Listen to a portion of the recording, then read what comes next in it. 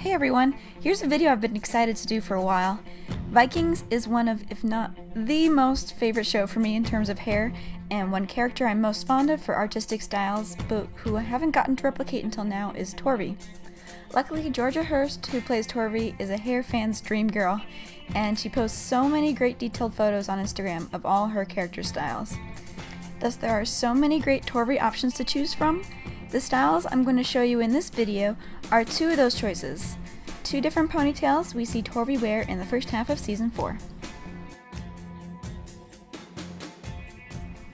This first one is what she shows off while the Vikings are hoisting their boats up the cliffs in France. To start it, take a chunk of hair off the top of your head like this, split it in half so there is a front and a back section, and rope braid both of these sections to the ends. Rope braids are everywhere in this style, so if you don't know how to rope braid, you'll want to practice that technique a bit, which involves splitting the hair you want to braid into two halves, twisting both halves in one direction like clockwise, and then twisting them together in the opposite direction, in this case counterclockwise. After the two braids on top of your head are done, make 3 more on one side of your head. The first is positioned just to the side of the top braids and along your hairline. The second rope braid will sit right behind that first one. And finally, the third rope braid is located just below the first one and still along the hairline. All of these braids should be finished to the ends and tied with an elastic to hold them secure. Make 3 rope braids on the other side of your head as well, in the same places as the first 3, so that both sides of your head are symmetrical. Now, to keep these braids out of the way for the next step, tie these side braids under your chin. Leave the 2 braids on top of your head free. With these, twist them together so you have a rope braid of rope braids. Comb the rest of your hair into a high ponytail and tie off with a hair tie, including the braid on top of your head. Full disclosure, I'm using some extensions in this to give my ponytail more hair.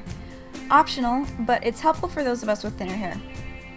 When you have your ponytail tied, wrap the end of the rope braid in the ponytail around the hair tie and then pin the ends underneath the braid to hide them. Next, grab those side braids again and tie them together at the back of your head just underneath the ponytail. And finally, Torvi's ponytails always have some accent braids in them, so do that with your ponytail as well. Grab sections of varying sizes and make 3-strand braids.